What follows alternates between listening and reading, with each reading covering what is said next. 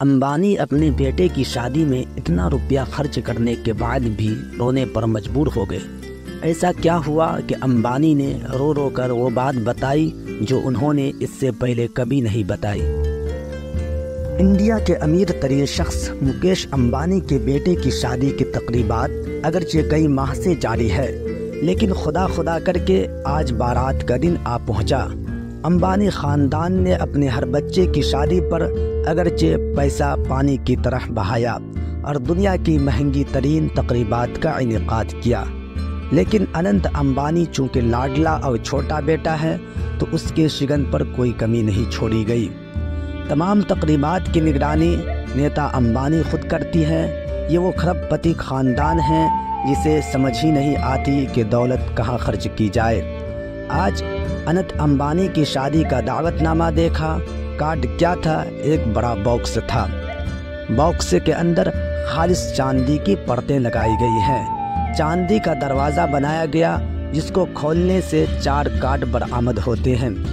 Card پر کندن یعنی خالص سونے سے عبارت کندہ کروائی گئی ہے۔ باکس میں ایک بیش قیمت کشمیری شال بطور تحفہ موجود ہے جس کے کنارے پر چاندی کے تار پروئے ہوئے ہیں۔ باکس میں پینٹنگ کی شکل میں ان کی مذہبی تاریخ موجود ہے اور مصور بھی کوئی عام شخص نہیں ہے۔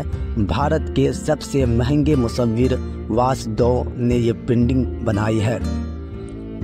بے انتہا دولت ہونے کے باوجود امبانی فیملی کے ہر فرد میں ملنساری اور انکساری نظر آتی ہے۔ ان کے چھوٹے بچوں سے لے کر مکیش اور نیتا امبانی تک احترام سے سب کے سامنے ہاتھ جوڑے نظر آتے ہیں۔ ہر شادی، سالگرہ یا نجی تقریب میں ان کے چہرے پر مسکراہٹ رہتی ہے۔ اکثر تقریبات میں مسز امبانی ان کی بہو اور بیٹے خود کھانا دیتے ہوئے نظر آ رہے ہیں۔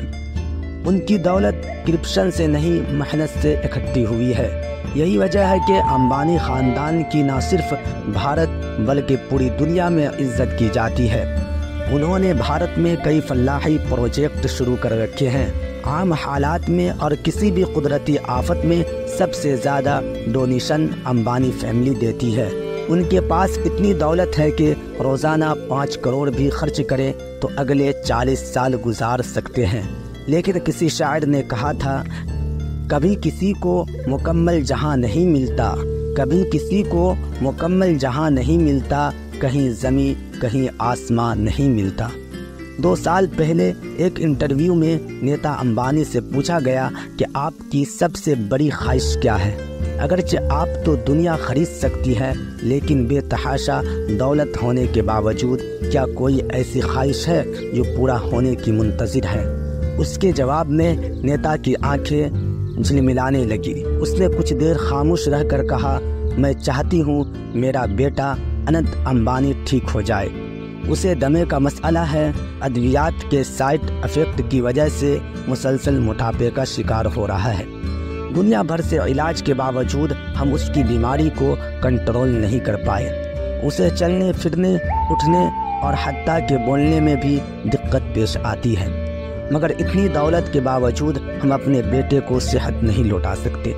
ثابت ہوا کہ دولت ہر مسئلے، ہر اداسی، ہر مشکل کا حل نہیں۔